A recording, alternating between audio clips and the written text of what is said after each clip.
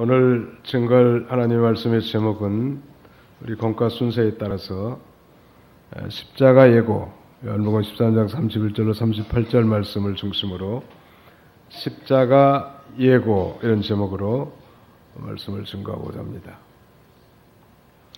예수님께서 십자가를 질 날이 점점점 가까워진 것은 바로 이제 예수님을 배신한 가룟유다가 예수님이 찍어준 떡 한 조각을 먹고 즉시 나갔단 말. 거기 30절 한번 읽으시기 바랍니다. 유다가 그 빵 조각을 받고 바로 나갔는데 밤이었다. 예, 유다가 그 빵 조각을 받고 바로 나갔는데 밤이었다 그랬습니다. 십자가는 예수님과 하나님이 영광 얻는 일인데 가룟유다가 이제 예수님을 팔기 위해서 나갔단 말. 가룟유다 속에 마귀가 들어간 거예요. 그래서 예수님을 팔 생각을 넣어준 것입니다. 그런데 유다가 그 빵 한 조각을 받고 바로 나갔는데 밤이었다 그랬습니다. 예수님께서 이제 빵 한 조각을 찍어다가 가룟유다에게 주었기 때문에 이제는 더 이상 예수님을 팔 자가 누구인지 적나라하게 다 폭로됐단 말. 그래서 숨길 수가 없었고, 그래서 바로 이제 일단은 종교 지도자들, 사내들인 공예로 쫓아간 거예요. 그런데 이 사도 요한은 성령으로 요한복음을 기록하면서 바로 나갔는데 그때가 바로 밤이었다 이렇게 묘사하고 있습니다. 시간적으로 물론 밤이지만 가룟유다의 영적 세계는 그야말로 캄캄한 밤이었단 말. 인류를 구원할 구세주 예수님이 땅에 오셨고 또 3년 반 동안 제자로 부름을 받았고 그 중에서 특별히 재정부를 맡겨놨는데 예수님을 파는 앞잡이가 됐단 말이에요. 예수님이 말씀하신 대로 인자는 하나님이 예정한 대로 가거니와 너는 차라리 태어나지 않은 것이 낫다 라고 이렇게 말할 만큼 선생을 배신하고 하나님의 뜻을 거역한 유다의 마음이 얼마나 캄캄했겠냐는 말이에요. 심령이 어두워서 비참해질 거라. 또 유다는 불택자니까 그의 영원한 미래는 이 흑암의 세계가 될 것입니다. 이 십자가 예고, 예수님의 십자가를 진 것은 하나님께 영광된 일인데 그 이유는 하나님이 계획하시는 경영, 즉 인류를 구원하실 하나님의 경영을 예수님이 성취하러 오셨단 말. 우리가 다 아는 사실이지만. 그래서 인류의 모든 죄를 대신 지시고 십자가에 죽으시고 부활 승천하심으로 하나님의 뜻을 이룬 거예요. 하나님의 뜻을 이루는 것이 하나님께 영광이 돌아가는 거예요. 오늘 우리도 마찬가지. 신앙생활하다 보면 감정이 앞설 수 있고 자기 생각이 앞설 수 있지만 가장 중요한 것은 하나님의 뜻이 무엇인가. 그걸 찾아서 순종해야 하고 하나님의 뜻을 찾아 순종할 때 하나님이 영광 받으시고 또 하나님이 영광을 받으시면 그 사람도 영광스럽게 되는 거예요. 믿으시기 바랍니다. 그래서 예수님도 영광을 받은 거예요. 하나님이 아버지가 영광되기 때문에 예수님도 영광이 돌아간다는 거예요. 중요한 건 그러면 하나님의 뜻을 어떻게 찾는가 그게 중요하겠는데 우리가 이미 다 배웠던 바대로 한다면 제일 쉬운 건 성경 말씀에 기록된 건 다 하나님의 뜻이요. 그래서 늘 우리가 성경을 읽고 듣고 배우는 거예요. 그 다음에 성경에 명시되지 않은 걸 알지라도 성령의 감동이나 하나님의 섭리, 그 다음에는 신앙의 양심, 그 다음에는 일반 원리 원칙, 또 신앙의 인도자의 교도, 이런 것 통해서 하나님의 뜻을 알 수 있다는 거예요. 그러니까 하나님의 뜻이면 우리가 확실하게 이게 하나님의 뜻인가 아닌가 잘 알 수 없단 말이에요. 그래서 우리가 기도하고 또 성경을 읽으면서 성령의 감동함을 받는 것이 중요한 거예요. 근데 제일 좋은 방법은 성경을 늘 읽으면서 하나님의 뜻을 찾는 게 참 좋은 방법이에요. 하나님의 뜻은 이 하나님의 뜻대로 기도하면 그건 100%다 응답이 되는 거예요. 예수님이 십자가를 지신 것은 바로 하나님께 영광을 돌리는 일이에요. 왜? 하나님의 뜻을 순종하는 것이기 때문에. 반복해서 말씀드리지만 그러면 우리도 늘 하나님의 뜻이 무엇입니까? 하나님의 뜻을 찾고 자기 뜻은 버리는 거예요. 예수님의 이 겟세마네 동산의 기도의 핵심 요지는 그거예요. 내 뜻대로 마옵시고 아버지의 뜻대로 되기를 원하나이다. 나의 원대로 마옵시고 아버지의 원대로 되기를 원하나이다. 자기를 부인하는 거죠. 자기 부정. 쉬운 일은 아니지만 거기까지 우리가 나가야 된다는 것. 그 다음에 두 번째 중요한 것은 이제 세 계명인데요. 34절, 35절 읽으시기 바랍니다. 새 계명을 내가 너희에게 주니 서로 사랑하여라. 내가 너희를 사랑한 것 같이 너희도 서로 사랑하여라. 너희가 서로 사랑하면 이로써 모든 사람들이 너희가 내 제자인 줄 알 것이다. 예. 여기는 이제 서로 사랑하라고 예수님께서 그렇게 말씀하셨는데, 저도 이제 떠나는 마당에서 우리 상대원 교인들이 이번 위임 투표를 통해서 의견이 뭐 2대1로 갈라진 거 아니에요? 그러나 오늘 강사 목사님도 말씀하신 것처럼 찬성하는 것도 하나님과 하나님의 교회를 위한 것이고 또 반대하신 분들도 하나님의 교회를 위한 것이었단 말이에요. 다만 생각과 판단이 달랐을 뿐이죠. 그러나 이제 다시 끝났단 말이에요. 이제 그래서 어떻게든지 서로 사랑하고 하나가 되시기 바랍니다. 예. 왜 그러면 새 계명이라고 했을까? 새 계명을 내가 너희에게 주니 서로 사랑하여라. 내가 너희를 사랑한 것 같이 너희도 서로 사랑하여라. 구약 성경 레위기 19장 18절 하반절에 보면 내 이웃을 내 자신과 같이 사랑하라. 분명히 구약 성경에도 내 이웃을 내 자신과 같이 사랑하라는 말씀이 있단 말이에요. 그럼에도 불구하고 예수님께서 서로 사랑하여라 말씀하시고 내가 너희를 사랑하는 것 같이 너희도 서로 사랑하여라 라고 말하면서 이것은 새 계명이라는 거예요. 옛 계명,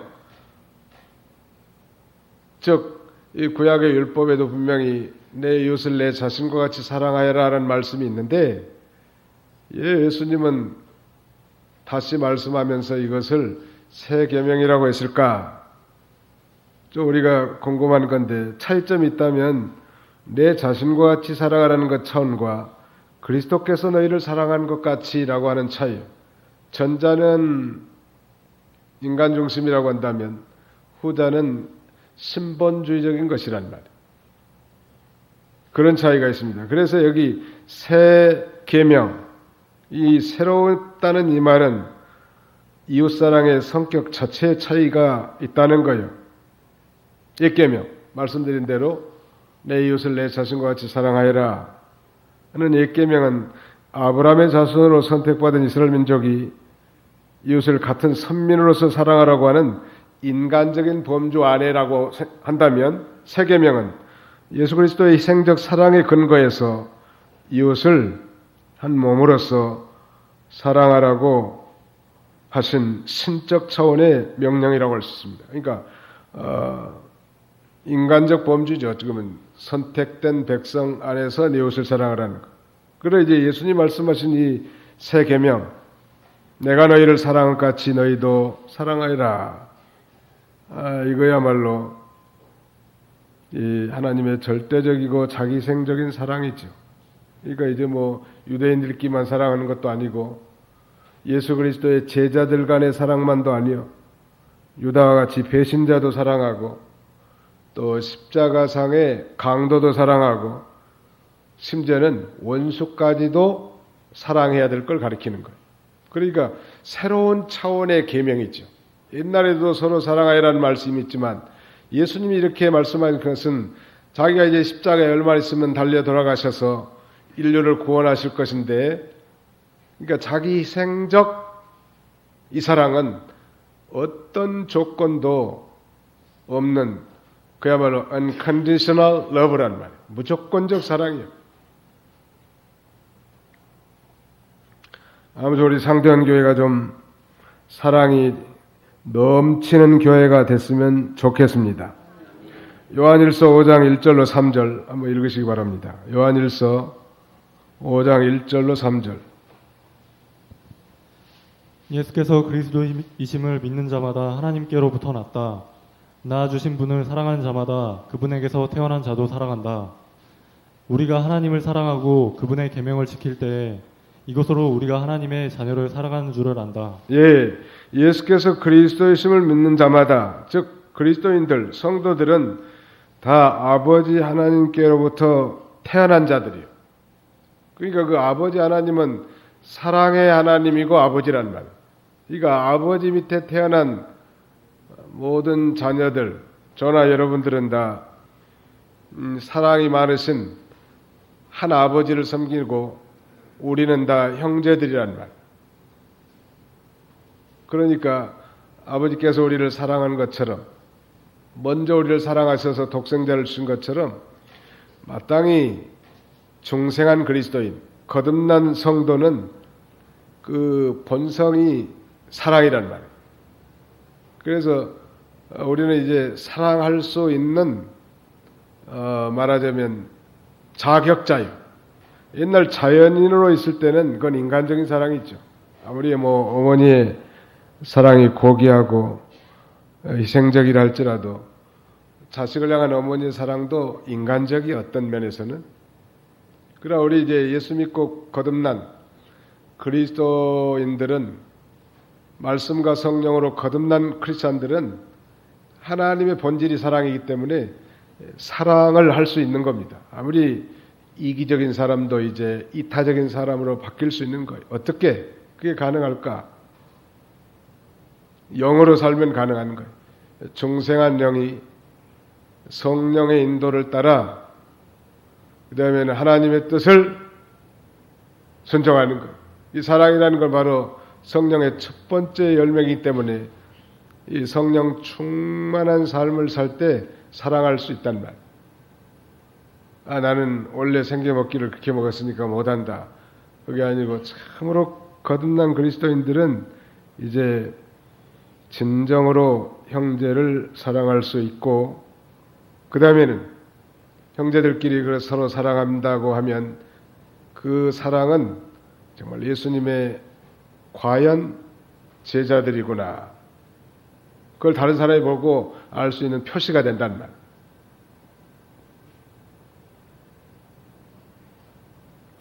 이 초대 교부 가운데 제롬이라고 하는 사람은 이 선생 사도 요한이 말년에 100세가 다 돼가지고 강대상에도 스스로 올라갈 수 없을 만큼 그렇게 연약했는데 제자들이 어깨를 부추기고 강대상에 올려놔서 설교하도록 하면 한마디 했대요. 소자들아 서로 사랑하라. 그거 한마디만 해도 성도들이 다 은혜 받고 내려갔다는 거. 우리 옆에 사람 한번 쳐다보고 서로 사랑합시다. 시작. 서로 사랑합시다. 예. 예, 서로 사랑하라. 너는 반대파지? 나는 찬성파야. 그러면서 나가는 건 최 목사를 도와주는 것도 아니고 위해 주는 것도 아니고, 저를 정말로 사랑했고 지지했다면 이 교회가 하나 되도록 노력하고 서로 사랑하는 사람이 진정 최 목사한테 잘 배운 사람이.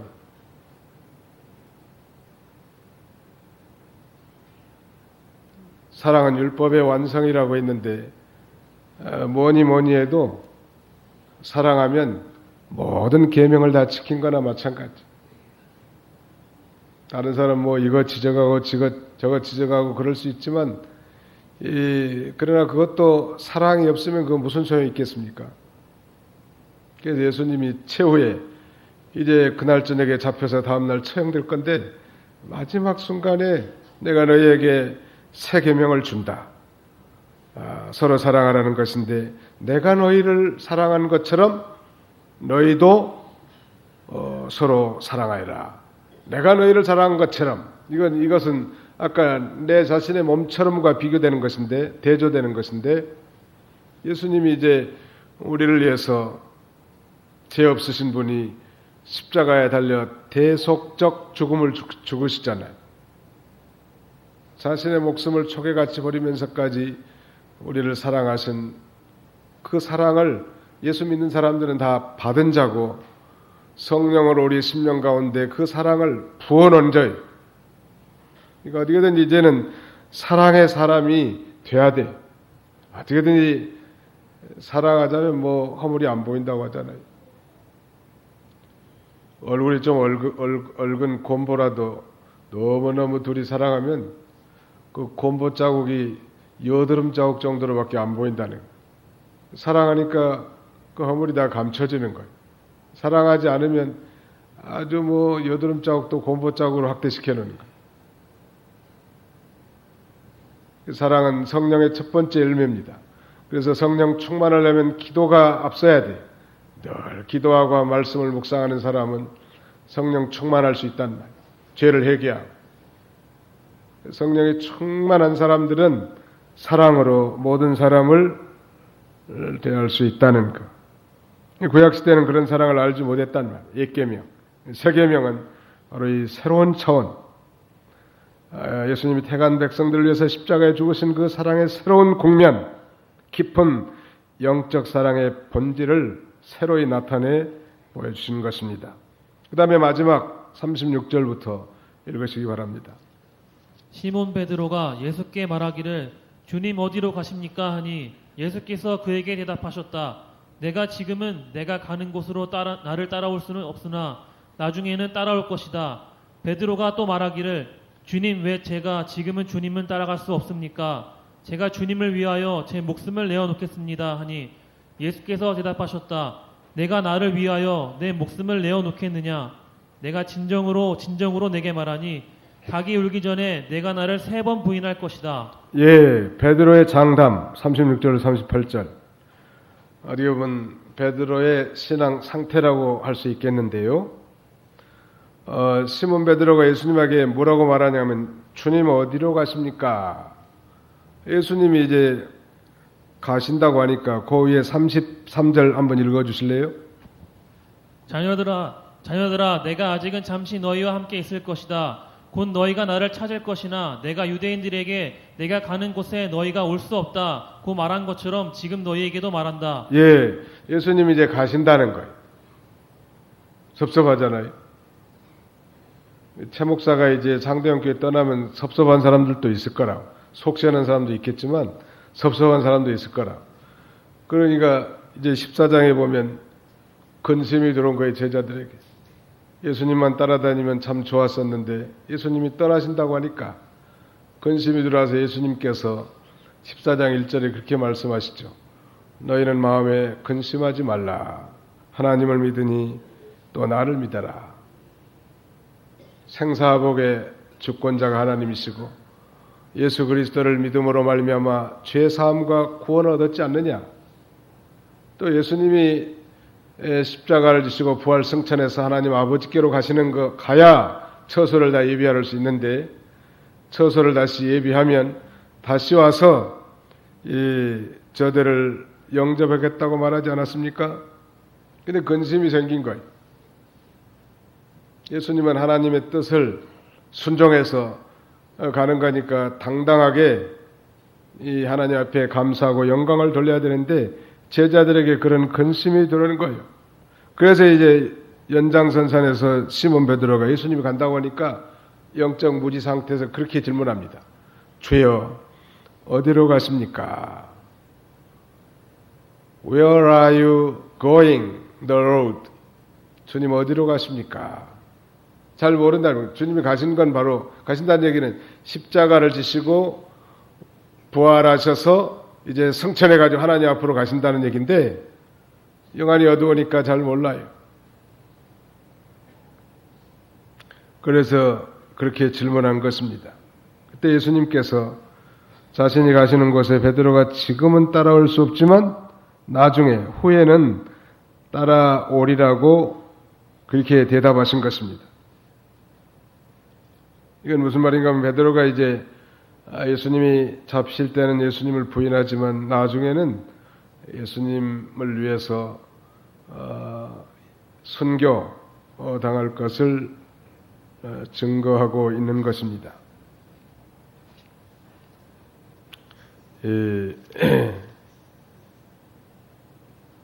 폴란드의 소설가 셀키비치라고 하는 사람은 이 말씀에 착안해 가지고 소위 코바디스 도미네, 코바디스라고 하는 그런 소설을 씁니다. 우리 기독교의 고대 전성을 토대로 1895년에 코바디스라는 소설을 집필하지요. 이것이 이제 나중에 영화로도 나와가지고 아주 큰 선풍적인 인기를 누렸죠. 코바디스. 이 코바디스 이 말은 어디로 가십니까? 이 말이. 도미네, 주님, 어디로 가십니까? 유명한 말이죠. 그러나 그 소설에 하면 베드로는 로마 정부에 나중에 체포돼서 십자가에 거꾸로 매달려 순교했다고 그렇게 전해지고 있습니다. 그 유명한 말씀이에요, 거기 지금. 시몬 베드로가 예수께 말하기를 주여 어디로 가십니까? 우리는 알잖아요. 예수님이 이제 곧 붙잡혀가지고 그날 저녁에 이제 십자가에 처형되고 죽은 자 가운데서 3일 만에 부활하셔서 이제 성천하셔서 하나님 우편에 계실 것을 우린 잘 알지만 예수님이 찾고 가신다고 하는데 잘 모른다는 말이에요. 또 유대인들도 궁금하게 생각했습니다. 예수님이 도대체 어디로 간다는 말인가 굉장히 궁금해한 거예요.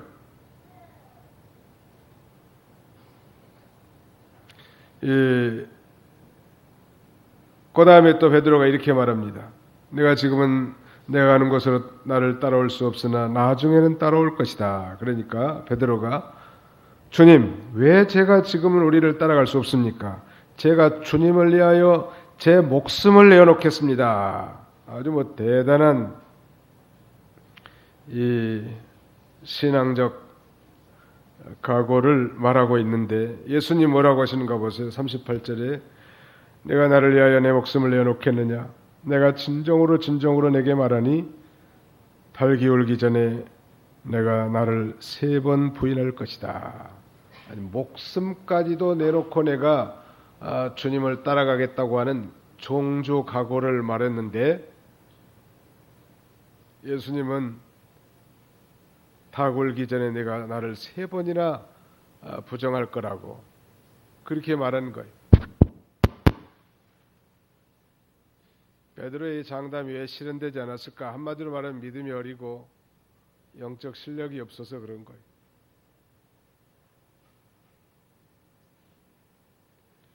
가락동북에 김선홍 집사님이 계셨는데 사업을 좀 크게 하신 분이 태양의 자라고 하는 그런 그 가전 3사에 들어가는 절연체를 만드는 그런 회사인데 부자예요.